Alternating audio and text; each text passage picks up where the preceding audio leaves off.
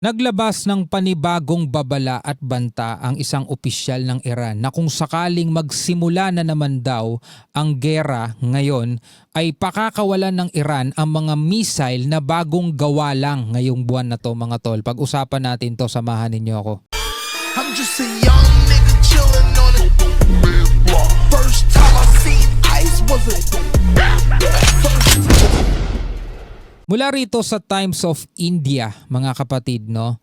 Iran has issued a stark warning that newly built bagong gawa na mga missiles could be deployed if war resumes. Kung magpatuloy daw mga tol, ang gera is i-deploy ng Iran ang mga bagong gawang missile nila. Biruin mo sa gitna ng digmaan at sa gitna ng patuloy na pinapakita ng Amerika at Israel na pambobomba sa Iran is nakakagawa sila ng mga bagong missile.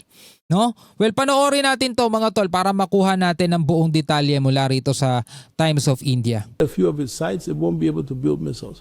I can assure you if they decide to restart the war, the missiles that we launch, we will be able to launch ones whose serial number and date are from May 2026.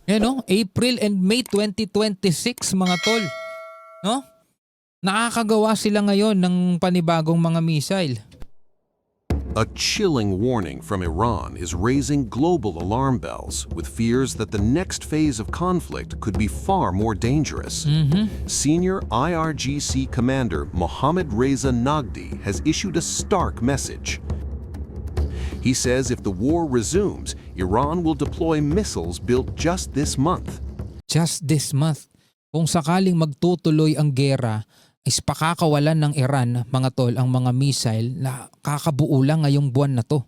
April to May. Di ba nagsimula ang gera mga tol is February 28, tapos March. Tapos ngayon, April to May, mga bagong missile na gawa lang ngayon. Iranian officials are eager to show that their missile force remains a power. Nagdi warned that Iran's missile-building capabilities cannot be stopped and cautioned that any renewed conflict could turn global. But even as Iran projects strength, there are conflicting assessments from the United States. If this discussion were to resume again, it would turn into a world war. That is to say, the various layers that are in place to manage these operations are progressively establishing a more serious presence on the scene. And similarly, not in military affairs, but in economic matters and the Strait of Hormuz discussion, it has had its global impact. it proved them wrong. I mean, all their calculations, absolutely everything was incorrect. For example, they said so the idea was that our missiles would run out and we wouldn't be able to produce anymore. Yet you couldn't even stop Gaza. Gaza is 360 square kilometers. Iran is 1,780,000 square kilometers. So mali daw mga kapatid yung kalkulasyon ng kanilang mga kalaban. Kung sinasabi daw ng kanilang mga kalaban na hindi na sila makakabuild na ulit ng missile, o mauubos na yung kanilang mga missile, mali daw yun, sabing ganun. From where you stand with your naked eyes, you can clearly see the entire other side of Gaza, its very end. The coastlines, yet you utterly failed to control that area. They built missiles right under your very noses. Even for a full year after the war had begun, they were still constructing missiles there, as long as electricity and basic facilities remained. So now you expect to control a country like this by thinking that if you hit a few of its sites, it won't be able to build missiles. So parang sinabi na rin nila mga kapatid sa kanilang mga kalaban o sa tinatawag nilang kalaban kung ano yung dapat targetin para mahinto yung paggawa ng missile nila. Sabi niyang ganun, kung babalikan natin, balikan natin mga tol Very noses. Even for a full year after the war had begun, they were still constructing missiles there, as long as electricity and basic facilities remained. As long as electricity and basic facilities remain, kaya daw makagawa ng missile. So kung gano'n ang ibig niya sabihin mga kapatid, basta may kuryente at meron daw mga basic facilities is makakagawa sila ng missile, parang sinasabi niya na kay Netanyahu at kay Trump kung ano yung dapat targetin. Yung mga power grid nila para hindi sila makagawa ng missile. At kung yun ang tanging paraan para mahinto yung paggawa nila ng missile, baka nga talagang yun ang targetin nila Netanyahu at nila Trump. Ano sa tingin ninyo mga tol? No? Kasi yun ay sabi na mismo ng etong nagsasalitang opisyal ng IRGC. So now you expect to control a country like this by thinking that if you hit a few of its sites, it won't be able to build missiles. I can assure you, if they decide to restart the war, the missiles that we launch, we will be able to launch ones whose serial number and date are from May 2026. According to a report by the Wall Street Journal, Iran still retains thousands of ballistic missiles in its arsenal.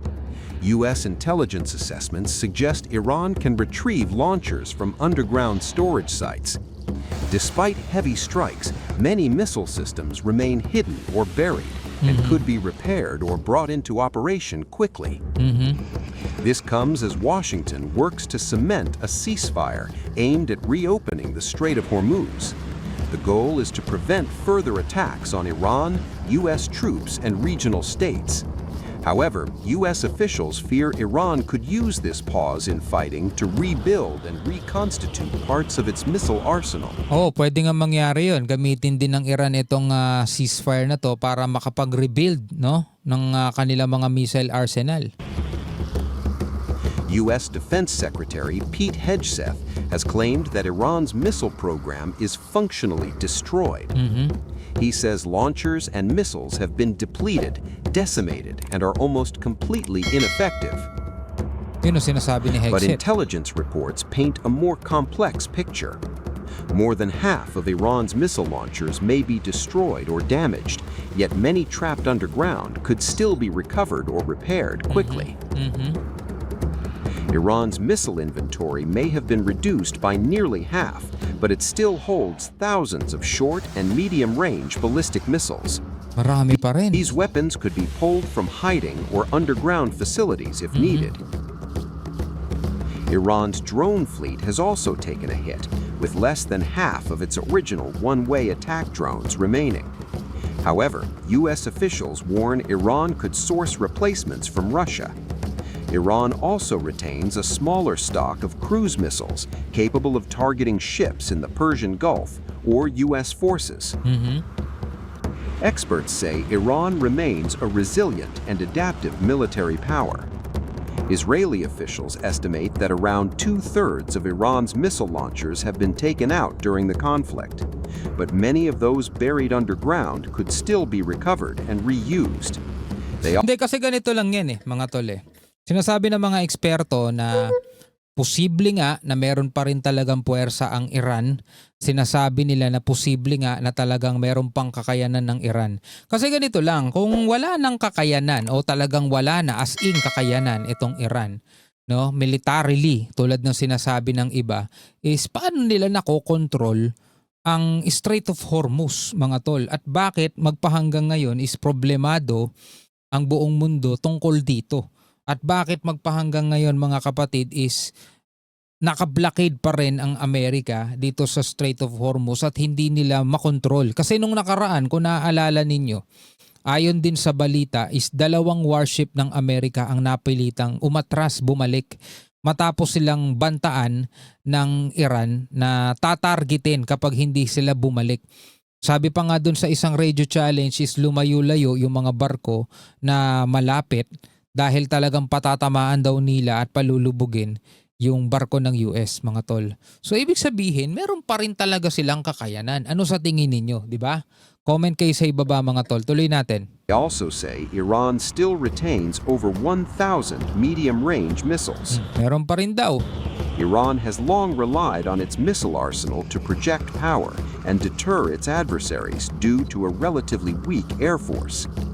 Deep underground missile bases, often built inside mountains, have made it difficult for airstrikes to fully eliminate these threats. Kasi nasa underground talaga eh. Okay, so may mga nagsasabi na bakit puro Hormuz ang pinag-uusapan natin, bakit puro Hormuz ang binibigyan mo ng reaksyon. Nakakasawa na, dapat mga missile attack. Paano tayo magkakaroon ng reaksyon ganun na naka-ceasefire nga sila? Kahit yung Israel at Lebanon, mga tol, hindi rin sila nagbabakbakan ngayon. So, wag nyo naman din pangarapin sana na magpatuloy itong digmaan na to, mga tol, no? Sana nga mahinto na ito para bumalik na sa normal lang lahat eh. Pero eto nga, ayon sa IRGC commander, mga tol, is kapag nagtuloy daw itong gerang ito, is pakakawalan daw nila yung mga missile nila na bagong gawa lang. Once na ma-serial number lang daw nila yung mga missile na yun, ide-deploy na daw nila na bagong gawa lang ngayong buwan na to, April to May. Anong inyong masasabi doon na may kakayanan ng Iran na gumawa ng mga panibagong missile sa kabila ng nangyayaring gera at digmaan? No, comment kayo sa ibaba mga tol. Hanggang sa muli. Peace out.